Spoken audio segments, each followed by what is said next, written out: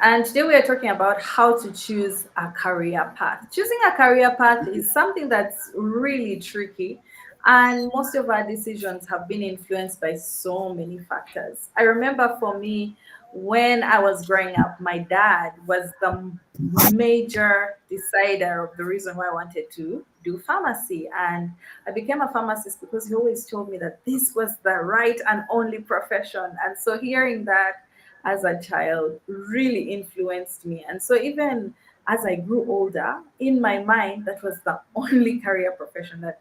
But later on, of course, as I developed my own passions and decided to pursue them, I found myself in business. So if you're out there and you are trying to decide what career path should you take, this is the right conversation for you. You're very welcome, Mr. Seruyange Joseph. And what is it in your own experience that defined your choice of career path? So you could tell us the career that you chose and what it is that pushed you to go that direction.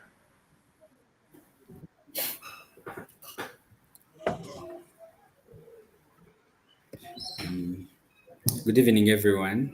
Thank you, Dr. Lisa. Thank you, Mr. Martin, for this. I am Seruyange Joseph, a software engineer with Zaantu Technologies. Topic of discussion is career paths. How what influences our decisions. I believe there is always for somebody to really pursue a career, a given career deeply. They have to have they should have an innate drive in them.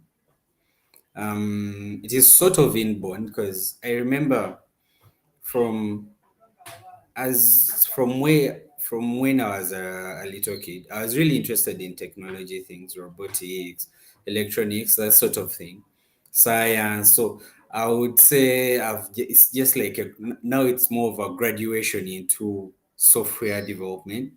But for a long time, I've been having a deep interest in science things, computing, IT. Of course, it has kept on evolving. At one time, it was aeroplanes and that sort of thing. So you should really take on a career, or in my view, my point of view, take on a career that uh, a little kid, your little self would be proud of. So that will give you enough push to keep going without burning out, and it will keep you motivated all throughout because it starts out with a dream, but later on you start with imposter syndrome. But if you had that dream as a kid, you always push through that. And then the other thing, definitely family background.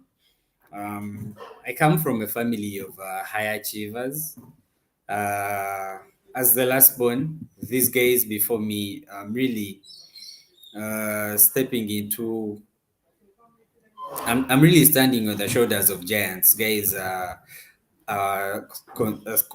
Medical consultants, engineers, accountants, auditors, that sort of thing. So it sort of pushes you as a little kid to, or as a young person, to have that positive family background around you that pushes you towards achievement, and knowing that when when you put in effort, something will come out, mental effort. So it's a very important thing, and sadly, some people don't have it. So sorry, but some things are just the way they are. And then the other thing is you should choose a career that has growth potential and where you have mentorship, whereby it's easy to access those circles, or else if you don't have such access to the circles of that career path, fight as much as possible to get introduced to them so that it's easier to see what's going on in there. I would say that has been very key for me in this software and IT world. Before I even came to campus, I knew lots of people in programming and coding. And definitely that has a big influence when you're choosing a career path compared to someone who would not have any sort of mentorship. Then also the environment of the people you sort of live with. Choose your friends according to what you want to achieve. If you have loser friends, I'm sorry to say this, but you end up being the loser. So the sorts of people you surround yourself with should be in line with what you want. So that's what I would say are the factors that drive a decision towards a career path, though some are out of people's control.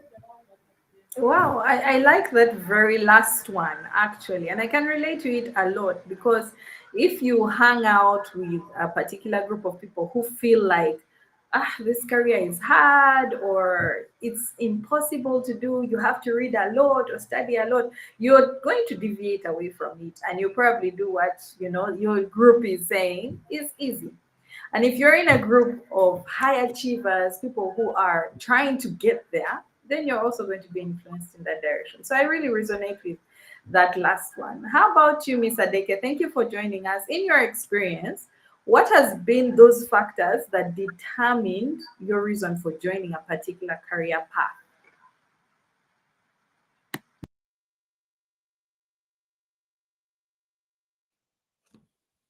Thank you, Dr. Lisa. Good evening, everyone. I'm so happy I've joined this meeting. Though I'm late, I apologize. Um, some of the factors that determine how you choose your career path. I guess I'm supposed to give it generally, right? Right? For any person, any career. Yeah, but also we wanted to know, in your experience, when you are coming into this field, what are those things that pushed you in this direction? Mm, for me, I'm going to begin with the first, and it's going to be a bit funny, but it's going to be very relatable for many of us in our field. Is the fact that I don't know whether maybe I was exposed before I was supposed to, but I had this thing in me that it's not right to have to. Okay, I had this laziness mentality. No, how am I supposed to wake up? You're giving me a specific time to wake up at 9, this, that, the other. So I saw it as an opportunity to kind of be free, like you get working remotely, you can work at home, things like that. When I would see people going to office, you're needed at 8. If you come at 8:05, you do it 3 more times, you're going to be maybe fired or given things like that. So I didn't see that as things weren't adding up in my head. So I was like, definitely I would go into that technology field because I have that option.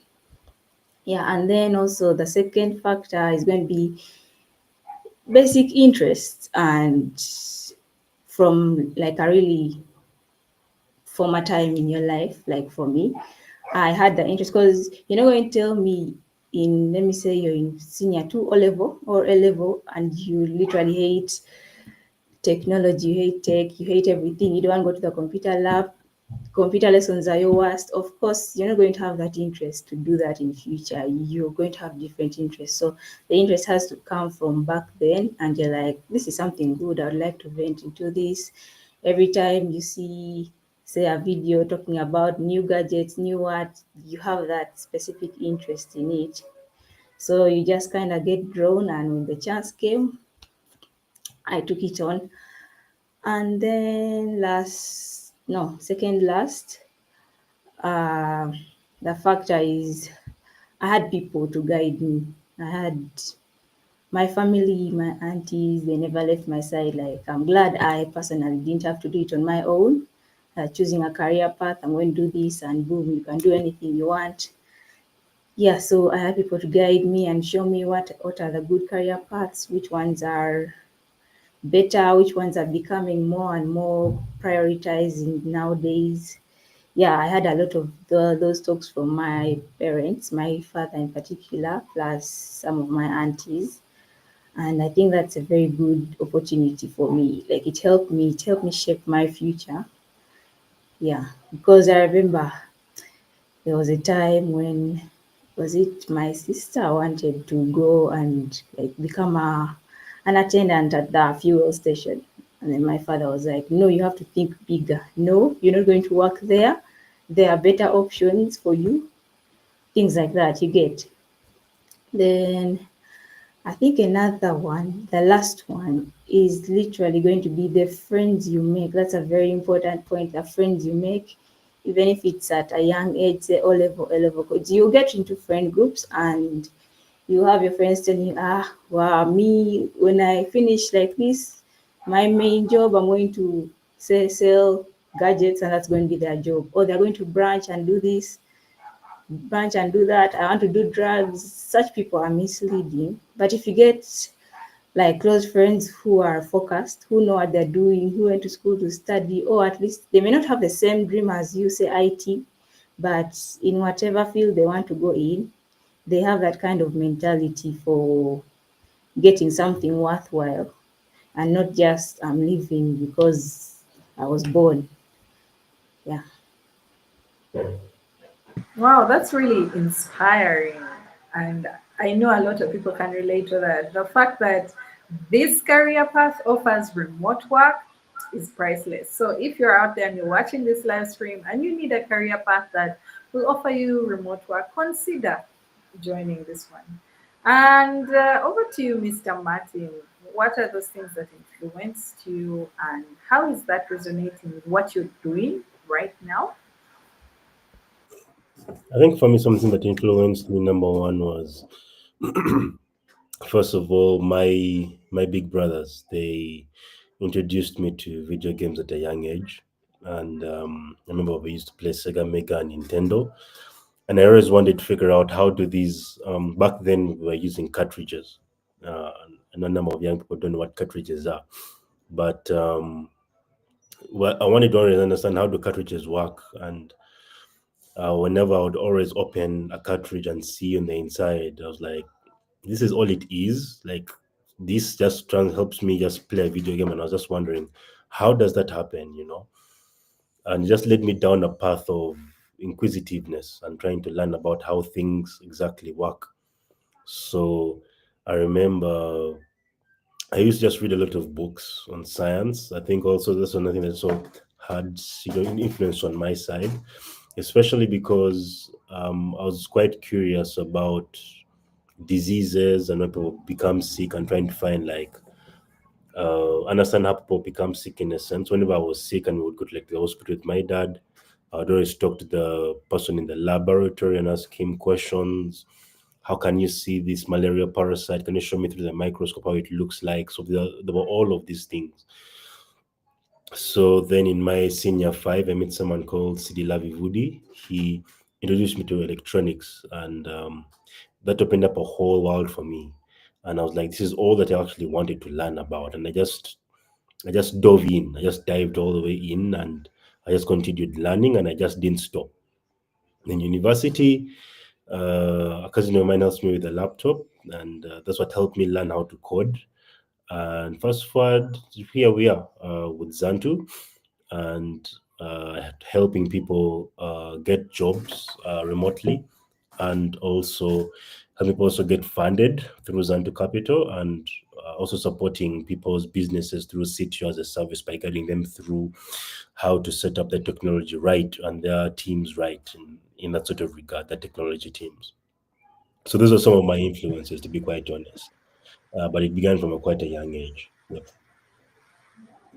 Wow, thank you so much for sharing. One of the things that I'm seeing that is cutting across in all of the things that we've shared is the mentorship aspect. The fact that there's always someone to lead you and guide you, to show you what it looks like on this side, and that will eventually, of course, inspire you to go in that direction. So if you're out there and you have the wrong people around you, you're doing it all wrong. You need to get the right people in your corner who are going to guide you, remind you, and also push you towards that, supporting you. And on the 5th of July, which is just this Saturday, we're going to be at Fontis Residences in Kampala. So if you're around Kampala, be sure to join us. We'll be engaging with different investors from 5 different firms and talking to them about business and what it takes to actually get the funding that we need to push our businesses further. And we also have a lot coming in store. Maybe Mr. Martin is going to dive deep into that.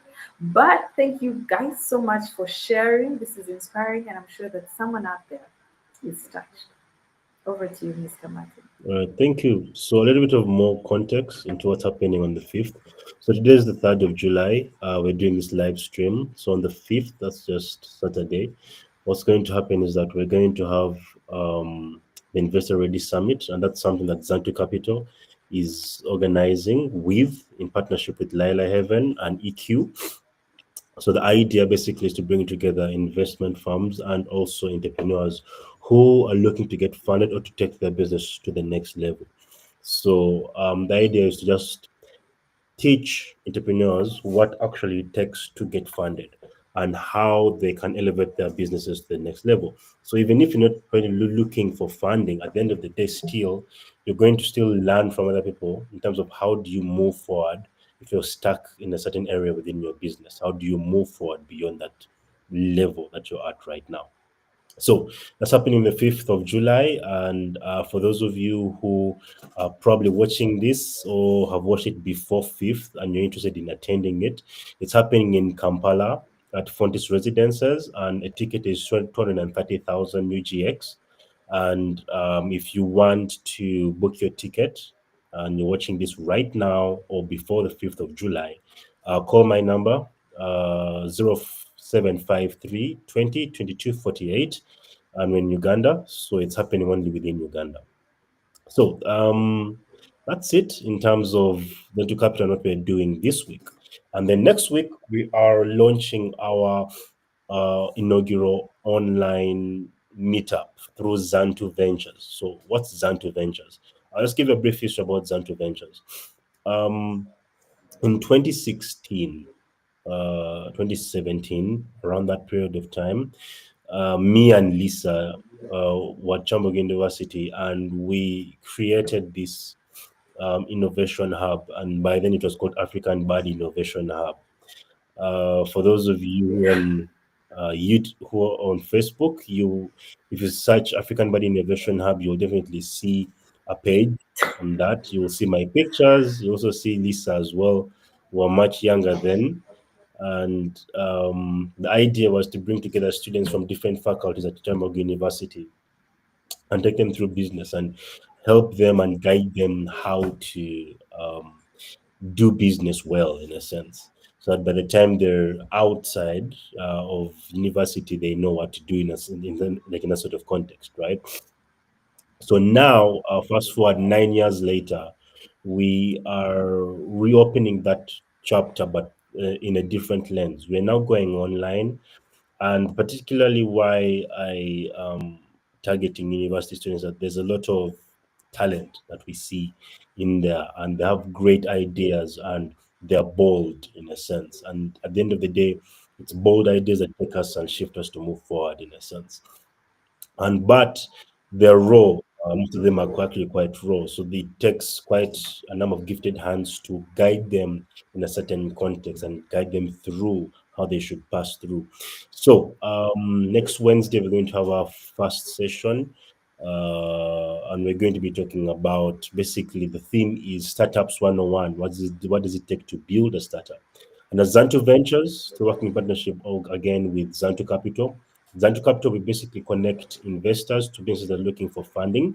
And Zaantu Ventures is more or less like the venture studio, where we'll be looking at more long-term prospects or long-term commitment with certain startups that we choose to work with. And hopefully we can help them grow their business and their sales processes and their business strategy. So that's what's happening here at Zaantu, and there are quite a number of things going on. But we'll be happy to hear from any one of you guys who is either looking for funding or probably might need support along that direction. Because after still the Fontis event that's happening this Saturday, as I said, we are launching that. We're also launching our business development program with Lila Heaven.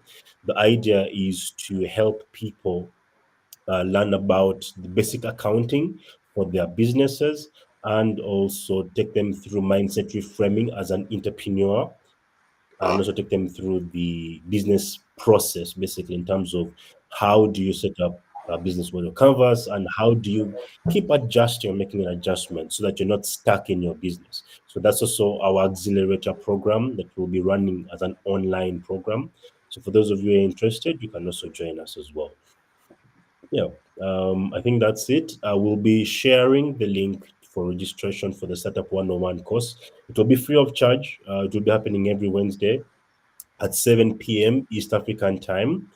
And then for those of you who want to register for the accelerator program or the online based development program, that's a paid for program. So you can also still reach out to us and be able to see how best we can help you join that program.